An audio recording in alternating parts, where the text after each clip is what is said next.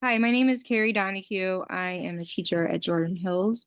I teach sixth grade and I'm currently looking for a lower elementary position. Number one, what skills and strategies do you use that effectively engage students in learning, and how will students benefit with you as their educator? So in the lower elementary level, students have short attention spans, so it's important to switch up engagement strategies to keep students learning.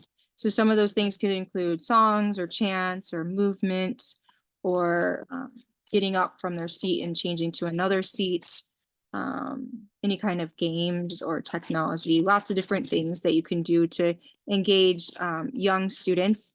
I think it's important to change it up and recognize when there's a need for a change. How will students benefit from me as an educator?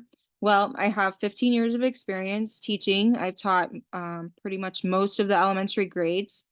I have a lot of experience inside the classroom teaching, but I also have outside classroom experience. I was a former foster parent for 5 years. I've coached Girls on the Run. I have been a big sister before in the Big Sister Big Brother program. So I've done a lot of different things. I've also adopted for kids from foster care. So I have a lot of experience with students with diverse backgrounds and connecting with families. Number two, how will you use assessment to improve your student learning outcomes? Describe a time when you used assessment data to improve student learning outcomes. So assessment is good for the student and it's a good for the teacher. So on the teacher level, it helps to inform me if I'm teaching in a positive way where students are learning, or if I need to adjust my instruction for the whole class or maybe a small group to get students to learn whatever the objective is. On the student level, it's important to use assessment to determine also, if they learn learn the learning objective, but also to set goals for the student, to have conversations with the students about what they're learning, and communicate with families what they're learning and what their goals are this year. An example in kindergarten would be learning letter sounds and letter recognition. So tracking that on some sort of spreadsheet or Excel sheets, and just tracking who's mastered the letters and the letter sounds and who has not. Because some students come in already knowing all the letter sounds and being able to recognize them, and others don't. So being able to isolate or to put students in groups and maybe do one-on-one instruction with students who maybe need additional help, but then on the flip side, also letting students move on. And if they're able to start blending sounds.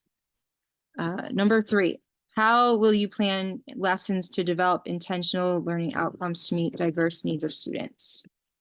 I think that student needs vary from class to class, and I think that students' cultural and language experiences at home are important, and those things can be communicated by talking with families at the beginning of the year, maybe creating a survey for parents to tell you a little bit about their child and what their family structure is like. I think that's important to understanding children.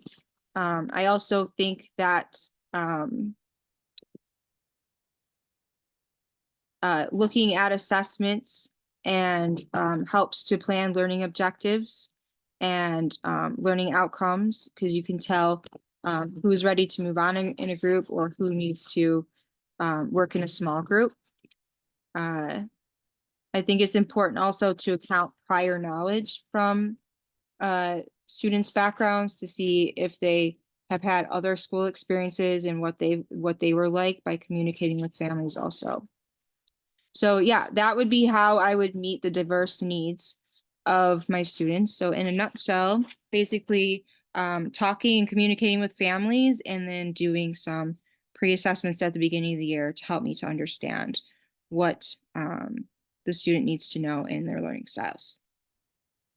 Thank you.